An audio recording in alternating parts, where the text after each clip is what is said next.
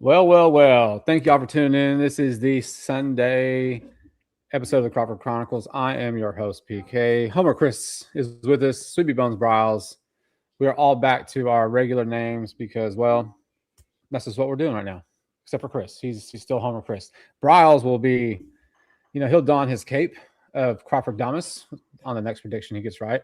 They were close today. Those two guys were close. I was talked in by Chris again to do something really stupid, and that was to take a sweep for the Astros to the Rangers. It was all of my feels on Thursday. F our baby bros, and went sweep. But it doesn't matter because we all lost. But anyways, man, thank y'all for tuning in, man. I'm so pumped to get this episode going because, I'm kind of just annoyed with the Astros, so I'm ready to kind of get in. Thank God we've got the All-Star break coming up now. Right, Home Run Derby is tomorrow. The All-Star game on Tuesday. Futures game is in there somewhere. What is that? Wednesday? Is that Wednesday? No, Wednesday is the slowest day in sports. There's nothing going on Wednesday. There's nothing. That's dead day. Yeah, that is that day. It's terrible. But either way, man, guys, how was your weekend? Yeah, man, it was pretty good, pretty long. Yeah, not a whole lot. It was a whole lot of rain and trying to get some work in. And then, we had practice today. So that's really it, man. Bryles, how was your weekend? Yeah, great weekend, man. It was a good sports weekend. I mean, even if you're not a baseball fan, we had World Cup. We had a whole lot of stuff going on. So it was a lot of fun. And you had UFC going on Saturday. Huge fight between Conor McGregor and Holloway.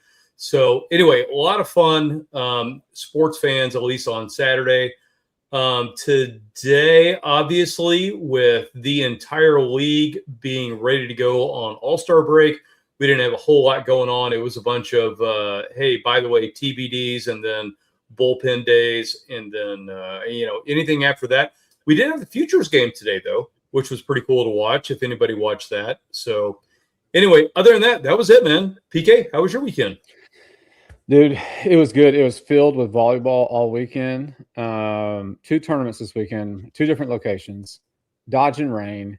Quick shout out to my little baby, my 12-year-old. She played up in the 16U division both days. Damn. Saturday, she got 3rd place in her first 16U division. Ooh. So it was really cool, man. Really awesome.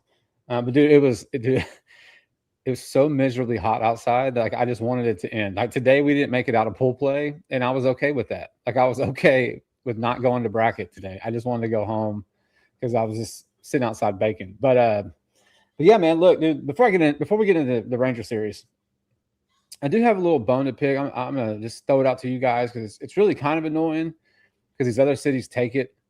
But the Love You Blue unis, I like them, I do. All right. But I hate that Dallas has them, right?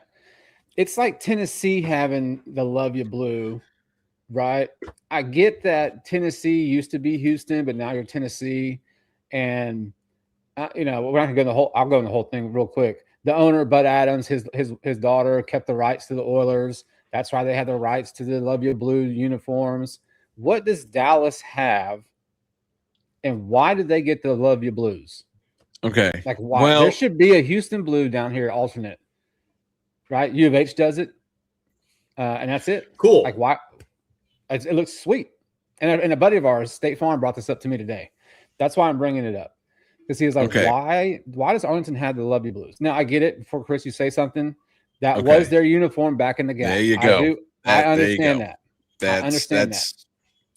Yeah, I mean, yeah, the big thing is the Rangers used to have the powder blues this was 30 years ago, back in maybe the 80s. So them having the powder blues doesn't bother me. I don't even really see it anymore because the Phillies have the powder blue. The Twins have the powder blue. Too.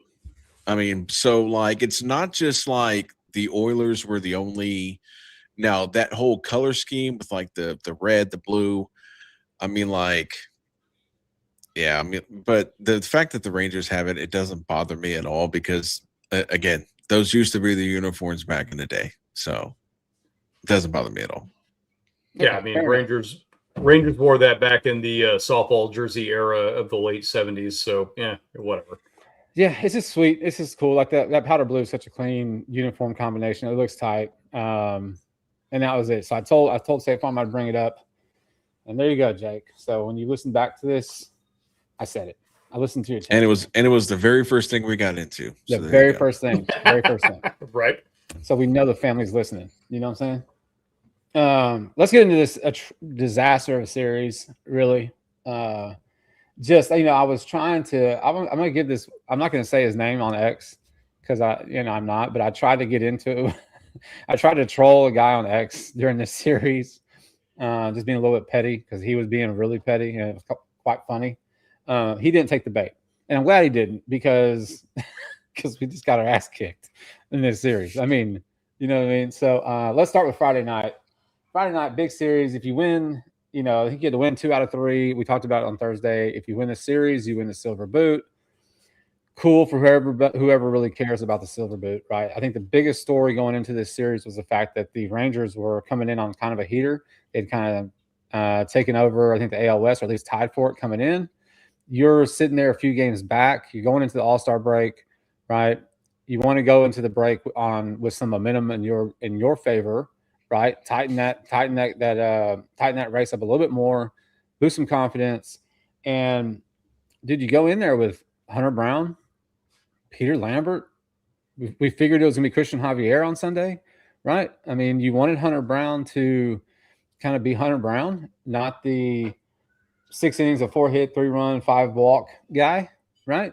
I mean, he struggled. He struggled on Friday night. I mean, it was not the consistent guy that we know with the control. Now, we've also seen that in the last couple of outings since his return from the IL stint.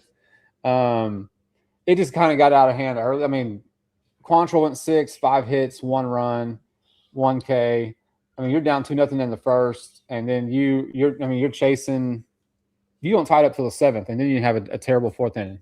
Terrible 8th inning where they put up 4 runs, and that was on the slam, wasn't it? Wasn't there a slam? No, I don't think so. I think the slam was yesterday's game. Langford and Berger went yard in the 8th off of Brian King. That's what it was. That kind of put it out. Hunter Brown, Oakhurst, and then King, 4 hits, 4 runs, 1 inning. Not a good way to kick off that first game of the series. Of an important series. Yeah, I mean, like everything on paper as far as what the Astros were throwing pitching wise looked really good. I mean, because the Rangers were kind of TBD. We were going to miss Eovaldi and DeGrom. So that was, I mean, like this on paper was set up for us to at least take two of 3, go into the All-Star break, maybe back a game out of first place and really, like you said, have some momentum. Hunter Brown, again, did not look good. Like you said, he struggled. I mean, he did not look like Hunter Brown before he got hurt. 5 walks is 5 walks. I mean, I saw a lot of people kind of try to sugarcoat his outing, and it's like, no. I mean, he did not have a good outing. I mean, it's hard to say anybody had a good outing when they walked 5 guys. Yeah. Which drives your pitch. And there wasn't a whole lot of offense, Friday night. I mean, so we just again, we spent the last 2 episodes giving the bullpen its flowers. The bullpen struggled this entire series outside of yesterday's game. King did not have a good series. I'll tell you that much. But I mean, it's just, I mean, this whole series was just hot garbage. I mean, it's hard to say that because of the offense output you had last night. I mean, but this, I mean, it's just we saw 2 different teams on Friday and then yesterday, and then that same team, today, they battled today. I mean, I know we're going to get into yesterday's game and today's game, but it's just Friday's night game it had all the hype. It was like the McGregor fight. It had all the hype with a whole lot of nothing. That's right.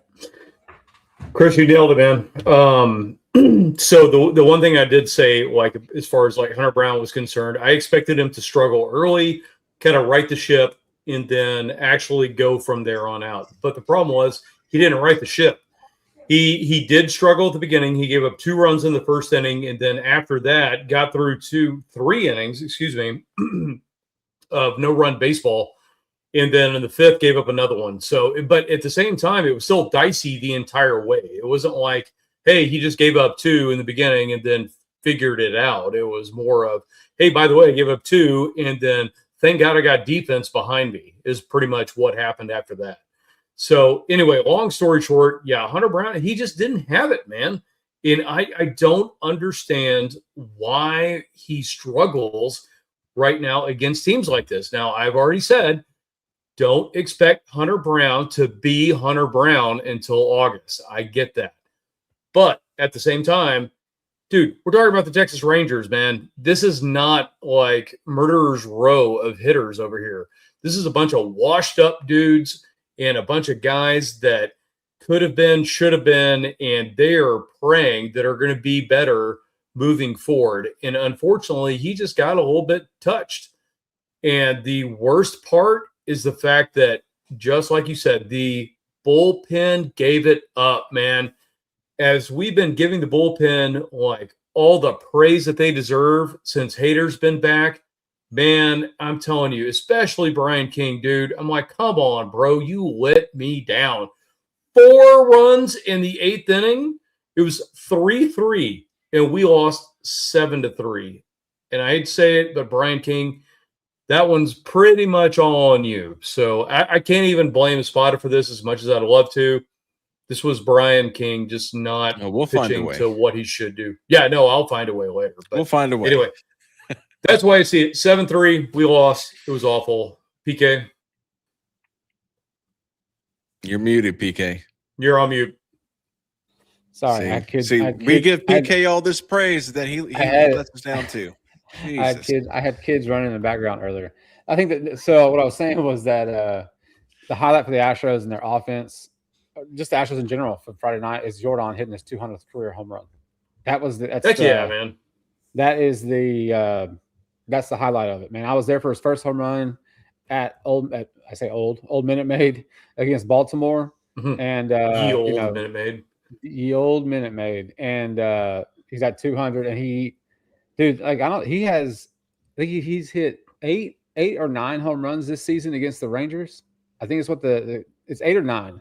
Like he's destroyed them. He was up to today, he was hitting like 455 this season against the Rangers, like just owning them, right? But one guy can't always carry the load. But like I said, that was the shining light for Friday.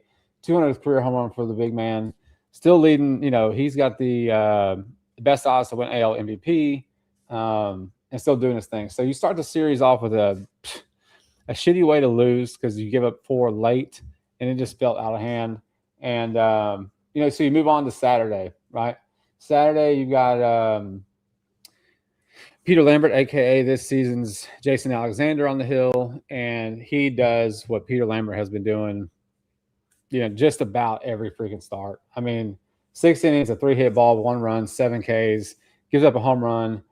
But dude just came in and just stopped the bleeding. That's what it felt like, just stopped the bleeding, right? I mean, you needed an outing from your starting pitcher that was a dominant outing, not just going 6 innings to save the bullpen, but like actually hold these guys in check. Like I said, 3 hits of 1-run baseball, right? And over 6 innings. Blue Ball came in. He threw 2. De Los Santos gave 1. Blue Ball didn't have a good outing. 3 hits, 2 runs, 4. He had 4 Ks, a walk and a home run. But you jumped on him early. It's 7-0 after your top of the 4th, right? 7-0, and then you each get 2 in the 9th, right? But you hold on to win 9-3. Paredes had a great game. He was 2 for 4. Jordan again, he was 2 for 3. Those are the only guys with multiple hits, but Wade, Lamonte Wade. Yeah, Wade hit a grand slam. Wade hit a slam. His first home run with the Astros was on Saturday. So, dude, what a great game as far as your offense showing up, as far as Peter Lambert coming in, getting that dub for the Astros. You tie the series up, and you come into Sunday, with a chance to take the series. So Saturday, offensive production and Peter Lambert. Those are the things from Saturday. What else do you guys have on that one? Yeah, I mean, like it was a great bounce back after a really crappy tasting, Friday night game. I mean, so to see, I mean, it's like every time Peter Lambert pitches, it's like we're on here singing his praises. I mean, this guy has been fantastic. He's probably been the best, offseason acquisition by the Astros by Dana Brown out of, and we thought it was going to be Imai. We thought it was going to be Burrows. Who would have thought there would be old Petey Lambert? But yeah, I mean, you had offense. Lambert went out there and dominated, and it was like, okay, now we're for real. Let's go try to win the series today. So that's pretty much what I have. So for all you gamblers out there, just remember this. Peter Lambert plus Yordan Alvarez equals a win almost every single time. Lambert right now is 8-5 with a 3.14 ERA. If I remember correctly, the two of the 5 losses he has, he actually didn't have Alvarez in the lineup. So when you get the Goon Squad lineup, guess what happens? You don't score enough runs. So he is getting those scratched away, but he still has a 3.14 ERA. So point being, when Peter Lambert is on the bump, you guys better pay attention to that stuff because he looked absolutely phenomenal in this game. And then, yes, Levante Wade, we did not expect him to hit a grand slam. Kudos to him. So I'll give that to him. We won this 9-3, and our hitters came around, actually did some good work out there, and I'll go from there. Even though we have that rotating outfield that we don't really know what's going on as of this very moment. So maybe a little foreshadowing to the later part of our episode. Look, Christian Vasquez hit a wall scraper. He did. Peter Lambert in his last 7 starts is 4-1 with a sub-3 ERA. I mean, that's the kind of thing you would expect from Hunter Brown. Yeah. And so he's putting up Hunter Brown numbers at least over his last 7 starts. So yeah, he's been legit, man. Like he wins the official 2026 so far backbone of the rotation. Yeah, I feel like if they do a team most improved, right? Like like he's the guy. Like he's the guy for sure. I mean, this guy's been that. I mean, he's like Braz. That was an interesting stat that 2 of his 3 losses were games without Yordan. So that's really interesting to look at going forward, and I'll pay attention to it for sure. So yeah. So you split you even at the series on Saturday, good bounce back win, and then you come into Sunday, and I mean, like, dude, you're thinking like. We talked about it on Thursday. It was TBD on Thursday when we did the episode as far as who was going to pitch on Sunday. We all kind of figured it was going to be Javier. We were all right. 3 innings, 4 hits, 3 runs, 3 walks, 4 Ks. And so there you go. There's his return. When you went through 1, 2, 3, 6 pitchers on Sunday. And look, you were down early. You're down 3-0, and after the second, Altuve goes yard in the 4th, right? Still owns them, the GOAT, Astros GOAT. And then you put up 3 more in the 7th. Cam Smith went yard today. So Yordan just had another typical Yordan day of 2 hits. That's like, I think that was 6 hits over the series. But goddamn, dude, Hater just Hater and King. Well, King, yeah, I mean King too. But I think that the biggest thing that the Rangers did was after Yordan's first 2 at-bats, they intentionally walked him his next 2 at-bats. Yes. So it's like, I mean, like, I know it sucks because, we obviously want to see Yordan swing, but hey, I mean, like, it's what we talked about. These pitchers are no longer going to let Yordan beat them. Mm-hmm. And, or as far as these teams, I mean, as much as I hate the Rangers, but I tip my cap to them. Now, granted, they intentionally walked Yordan that put an extra runner in scoring position, which led to the Isaac Paredes 2-run single. And then you had him come up, Yordan, I think he came up later in the game, like the 8th or 9th, and they intentionally walked him. They're like, cool story. You're not beating us. I mean, so, yes, I mean, it was very frustrating because you saw this team fight and battle and scratch and claw. And it was like every time they got a lead, King gave up a home run to Higoshiaka, whatever his name is. And then you bring Hader in. And then it's like, okay, Hader comes in and freaking Zach DeZenzo. Oh my God. How do you let that ball get under your glove? You start the bottom of the 9th with a single and an error runner at second. and then the next guy, and like honestly, like I didn't know what Wyatt Langford was thinking, because on that next base hit, like his third base coach was waving him home, and he just stopped for whatever reason. Which it didn't matter, because then you get the next hit off of Hader's glove into center field, game over. But yeah, man, the bullpen was not good. It's one of those. If there was a game that pretty much summed up how 2026 has been, this season's been so far, it's this game. It's 100% this game. You fight, you claw, and then the bullpen just gives it right back up. And then you have a defensive error in the bottom of the ninth.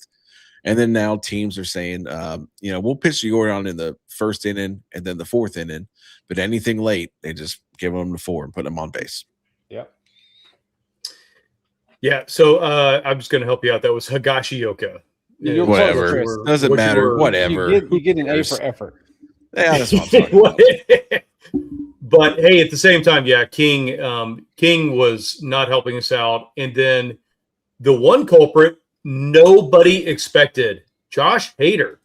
Man, the dude that has been nails for us, just absolutely not being able to come through. And Chris, you nailed it, man. Zach DeZenzo in left field, excuse me. I mean, come on, bro. What is that? That looked like some minor league, which is where he needs to go back to. Oh, he will be. Yes. Yeah, because that was terrible, man. You've got to be able to field that. You've got to be able to make a play. You've got to be able to stop these runners. I understand that, yes, that's going to be a hit, but to let it get by you like that looked like some little league action right there, man. And I cannot say how much we need outfielders right now, because if that's what we're rolling out, and don't get me wrong, I understand Espada does roll out the goon squad every now and again, but we've got to get at least 2, if not 3 outfielders at the trade deadline if we're going to be serious about these guys competing. And it's these minor league players, don't get me wrong, Chris, you and I have gone and seen them. We love them, but at the same time, they are not ready for the big leagues, man. They definitely are not. So I really, really hope some of these guys, like we talked about, like McCarthy, like Mickey Moniak, like stuff like that, if they are looking at them at the trade deadline, they need to go pull the trigger. And I know with Shoemake actually getting traded for cash today, hopefully that filled up a little bit more money to go spend. But dear Lord, man, the outfield and the bullpen let us down. And there's no way, if you would have asked me, I would have predicted that. That is why Crawford Damas is not on my tagline today. Well, hey, I got some good news for you, because you're talking about an outfielder. And I just want to let you know that we have a guy who in AAA right now is killing it. Actually, he just walked him off. I think it was either today or yesterday. And his name is Jake Myers. Has been on fire since he's been down in Sugar Land. I think he got like 4 bombs already. So there you go. Outfield help is coming. No, he can stay there. He can stay there. What about the savior that we see every time? Dude, he should be hitting AAA freaking baseball. Dude, when we get the report from Sugarland, how many times have you guys seen like the tagline, the subject line is Kevin Biggio goes yard again. Kevin Biggio hits a home run to save the game. Kevin Biggio gets a hit to win the game. I mean, it's over and over and over. I mean, come on, man. At least give the dude a shot. It's going to be better than anything we've got out there right now. Honestly, he's got He must have pissed somebody off. Cam Smith can play some good defense, don't get me wrong, and he needs to work on his offense. But at the same time, you've got left and center basically as open positions that we're just like, oh, let's go try this guy today. Why not? And it's not working. We joke about the goon squad like on Sundays. But really, dude, your outfield is the goon squad every series. It's the same rotation of guys. It's not just the getaway games. And that's to your point, Braz, where it's like, okay, it is the 12th of July. You got, 19 days? 19 days left in the month. Yeah. 19 days. To go and make Good job, PK. Well, I always forget. Technically, you have 22 because the trade deadline's now August 3rd this season. Okay, so thank you for that. But going back to going back to figuring out what months have 30 and 31, I have to do the song in my head.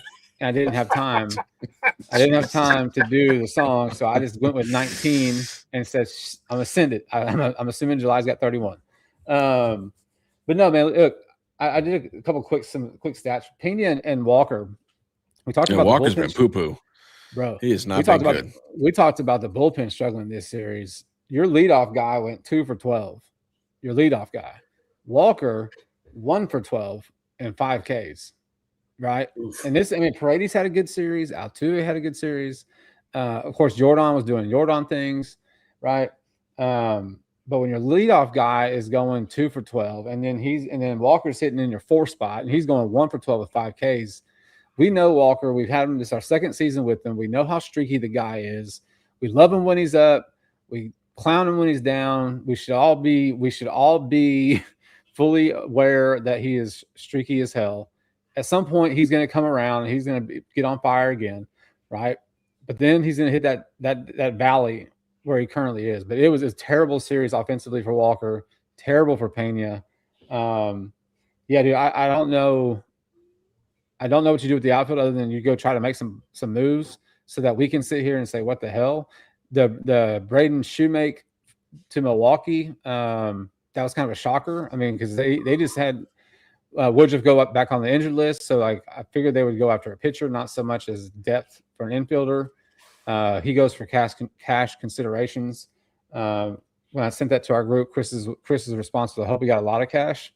Well, we all know. I don't think baseball. I don't think we did. If you follow baseball, it's undisclosed cash amount. They never really disclosed that. So, but yeah, man, that was a Ranger series, and now you're on break. Typically at this point, I tell Bryles, hit me with the starters for the next series. Except that we don't have a series until Friday. Yeah. So right. And that's against Baltimore. You're home for Baltimore? Oh no, Burrows is pitching the home run derby. That is correct. That is correct. Yeah, you're home for Baltimore. You're home for Baltimore on Friday weekend series, and then you've got Miami coming in town after that. So what y'all thinking for this All-Star game, home run derby, or trades? Got a few minutes here. Man, my thing is that you see a lot of people opt not to do their home run derby. They opt not to play the All-Star game. I just don't know why MLB doesn't do it like the NFL does. Put the All-Star game like let's say you have a couple-day break between the League Championship Series and the World Series, and in that couple days in between, that's where you throw the All-Star game and the home run derby, and basically saying, hey, unless you're playing in the World Series, and I think that you would get a lot of these cool, badass, home run derby match. You'd get the Otanis, you'd get the Jordans, but they don't want to mess up their timing for the whole second half of the season. I mean, I'm good, I just wish they would kind of move it because, and another thing that I have as I'm grumpy man yelling at kids on his grass is I hate the fact that these fans get to choose the amount of All-Stars that they do. I think it should be 100% based off of your stats. Maybe the writers or somebody, they get the pick. I mean, what is it? 28 people per roster. Maybe they pick the 25. Yes.